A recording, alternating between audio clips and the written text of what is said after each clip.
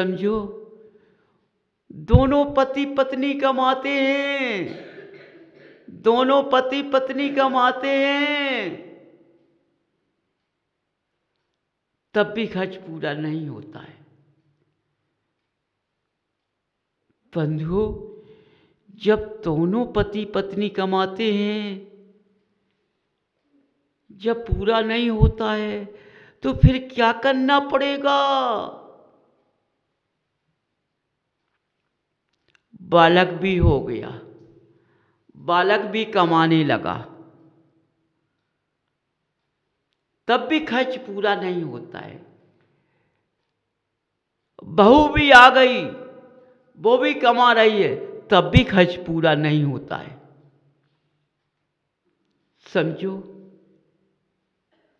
चारों व्यक्ति कमाते हैं, रात के बैठते हैं तो खर्च को रोते हैं। समझो, क्योंकि जो लक्ष्मी थी मेरी, जो मेरी लक्ष्मी थी, वो बाहर निकल गई है, बाहर निकल गई है।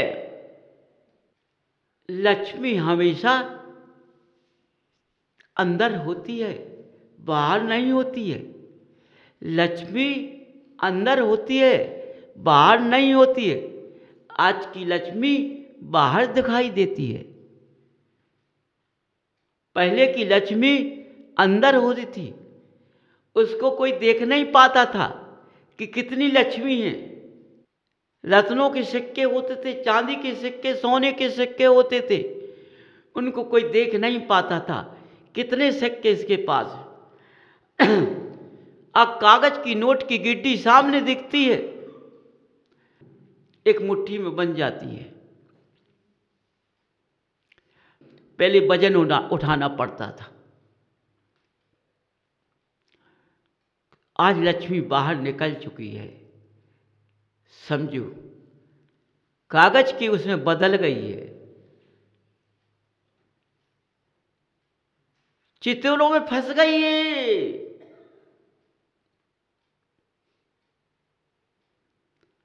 समझो, दिन भर कमाते दोनों, और दोनों रात में लड़ते हैं, दोनों रात में लड़ते हैं। फिर चकवा चकवी कैसे? बताओ भाई, क्या समय आ गया है, क्या समय आ गया है कि चार कमाने से भी दिखता नहीं पैसा। और पहले एक व्यक्ति कमाता था, सारे परिवार का खर्च चलाता था, तब भी कैसे कैसे श्रेष्ठ साहूकारों के नाम है इतिहासों में, कितना दान देते थे।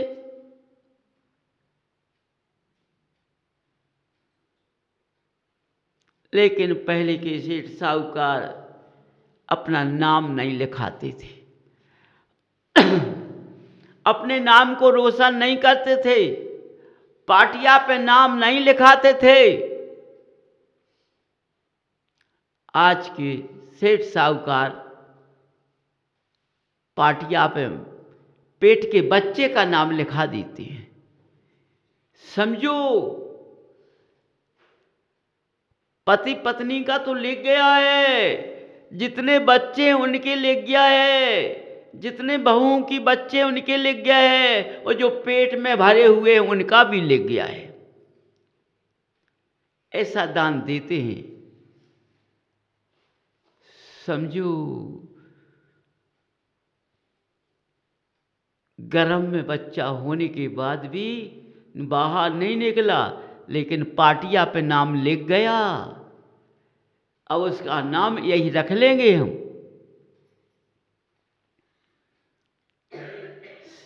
देखो, हर मनुष्य अंधा बन गया है, हर मनुष्य अंधा बन गया है। विद्वान लोग बैठे हुए हैं, वो भी अंधे हो चुके हैं। समझो, आज की लक्ष्मी एक काम करा रही है। क्यों?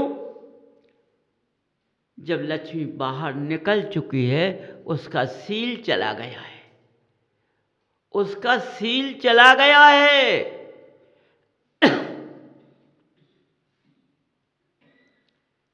देखो, तुम्हारी पुस्तक में लिखा होता है, जहाँ सील चला गया वहाँ कुछ नहीं बचा।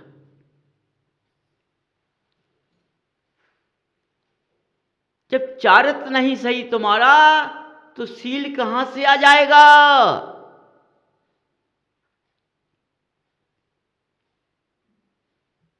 लेकिन अहंकार बोलता है,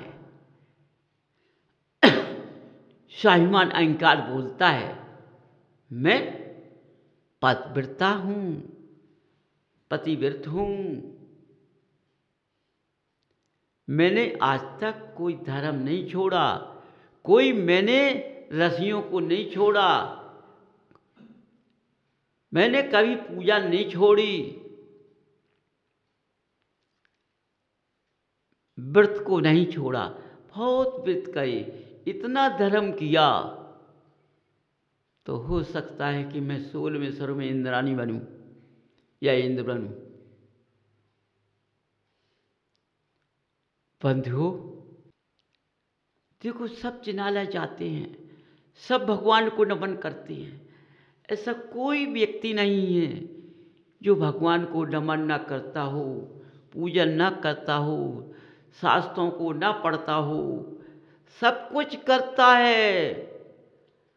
इसके बाद उसका विवेक पूछो कहाँ है? विवेक, उसके पास विवेक चला गया है, और जब विवेक चला गया है तो सब कुछ चला गया है। समझो, सब कुछ चला गया है। विवेक ने उस धन की रक्षा को नहीं कर पाया, विवेक ने चारित्र को नहीं संभाल पाया।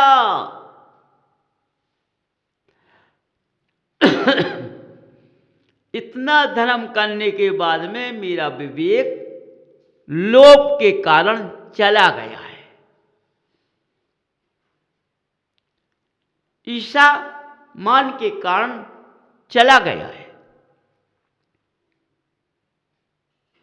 समझिए बंधु, कैसे आज समझो, हर मनुष्य का विवेक कहाँ रहता है? आज विवेक की आंख है नहीं है किसी की, मायाचारी की आंख है। आज विवेक की आंख नहीं है, विवेक नहीं लगाता है। यदि विवेक से चल जाएगा तो धर्म का मार्ग पकड़ जाएगा, लक्ष्मी बाहर नहीं जा पाएगी, अंदर रहेगी। बंधुओं, इसलिए मनुष्य जन्म तो लेता है, कल्याण की बात करता है, स्वर्गों की बात करता है, कांटों पे चलता है, और फूलों का रास्ता बनाता है, कांटों को फूल समझता है।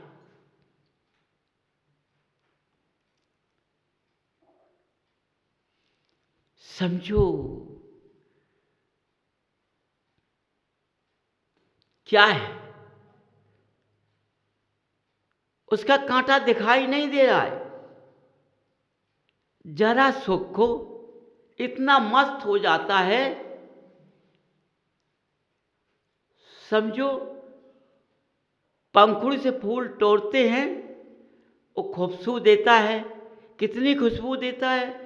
वो जरा में जब मुरझा जाता है तो उसकी खुशबू चली जाती है,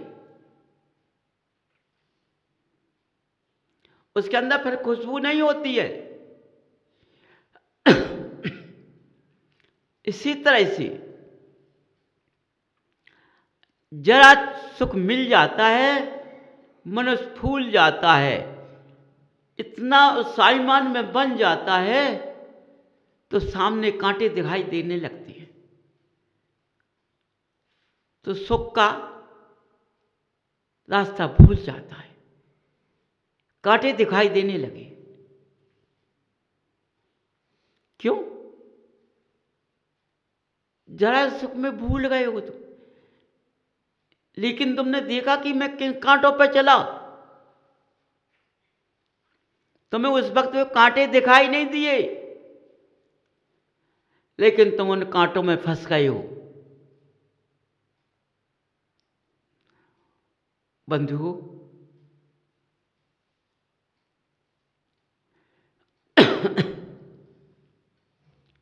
स्वयं देखो अपने को, पर को मत देखो। आज का मनुष्य पर को देखता है, चाहे पुरुष हो चाहे महिला हो, पर को देखता है, पर को देखती है, स्वयं को नहीं देखती, न स्वयं को देखता है। ये बताओ, हमको पर को देखने से लाभ क्या है?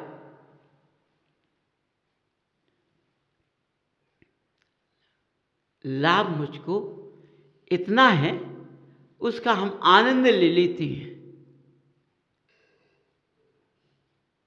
समझो, जैसे जिब्या स्वाद के लिए फिरती है, अपने घर में कहते हैं फलानी चीज बनने दो, बहुत अच्छी लगती है, लेकिन तुमने खा ली, वो जिब्या को स्वाद मिल गया, खाने के बाद पेट के अंदर वह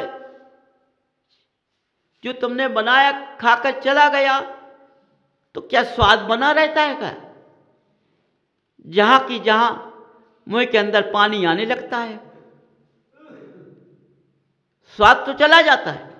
स्वाद उसी वक्त मिला है, फिर नहीं मिला, फिर जहां का था मैं उसी स्थान पर पहुंच गया, मैं का स्वाद जैसा था, जैसा पहुंच गया। बोलो, क्षण के लिए स्वाद मिला, क्षण के लिए स्वाद मिला, फिर जहां का तहां ऐसा ही। हमने कमाई की, दिखाई खूब हुई, लेकिन जब मैंने संवारी तो जहां के तहां कोई दिखाई नहीं दी। अब सोचते हैं मैंने इतना कमाया दिन भर, लेकिन पैसा बिल्कुल नहीं दिखाई दे दिया। अरे भाई साहब, सोचो, अपने मन से अपना विवेक लगाओ। हमारी लक्ष्मी तो खुद बाहर बैठी है भगवे के लिए, इसलिए वह चली गई है, इसलिए तुम्हें कुछ नहीं दिखाया। समझो बंधुओं, उसी स्थान पर धर्म पहुंचता है, वही स्वर्गों का वास होता है। जहां कलय का वास ना हो, वैभव का वास हो। जहां वैभव होता है वहां धर्म होता है, जहां वैभव नहीं होता है अधर्म होता है। कल्याण के मार्ग में स्वर्गों का वैभव आता है कम, छल कपट अधर्म का मार्ग नहीं आता है। इसलिए बंधुओं, अपना विवेक लाना सीखो, अपना कार्य विवेक से करो। यदि विवेक से चलोगे तो धक्का नहीं खाओगे, और विवेक से नहीं चलोगे तो धक्का खा जाओगे। अपनी शक्ति को पहचानो, मेरे अंदर कितनी शक्ति है।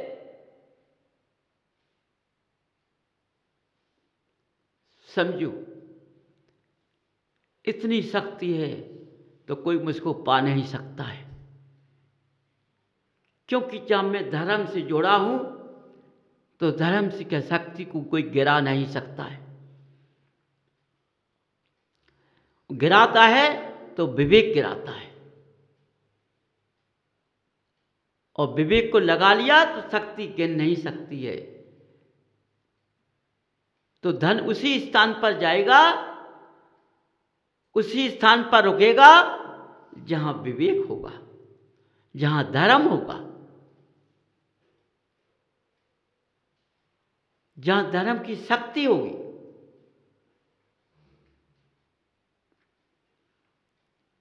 इसलिए बंधुओं, तभी तुम्हारा कल्याण का मार्ग मिल पाएगा, अन्यथा नहीं मिलेगा।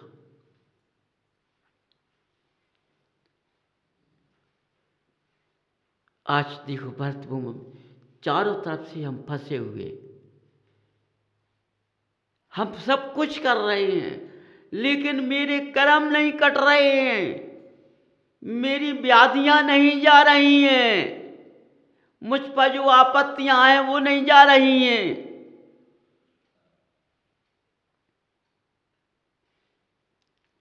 समझो बंधु, यदि जीवन में जन्म लिया मनुष्य पर्याय में, तो जीवन पर्याय का भोग में न लगा के योग में लगा दो ना। यदि तुमने इसी तन को, इस पुद्गल को योग में लगा लिया,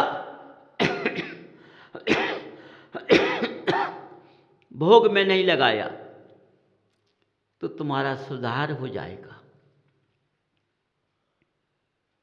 और भोग में लगा दिया तो यही तुम्हारा पुद्गल बीमारियों से लद जाएगा।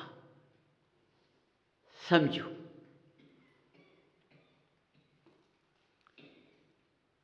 इसलिए बंधुओं, अपने जीवन का मार्ग देखो, जीवन का रास्ता देखो, क्योंकि तुमने मनुष्य पर्याय जन्म लिया है। इस मनुष्य पर्याय में अपना मार्ग खोजो, किस मार्ग से चलना है, मिथ्यात्व मार्ग से चलना है कि हमको संयम मार्ग से चलना है कि असंयम मार्ग से चलना है। रास्ता का खोज करो, तभी तुम्हारा मार्ग मिल सकता है। अपने विवेक को जगाओ, अपने विवेक के साथ चलो। खो गए हो तो विवेक लगाओ, तुम्हारी शक्ति तुम्हारे पास आ जाएगी। इसलिए तुम्हारा कल्याण का मार्ग मिल सकता, अन्यथा नहीं। वाणी विराम।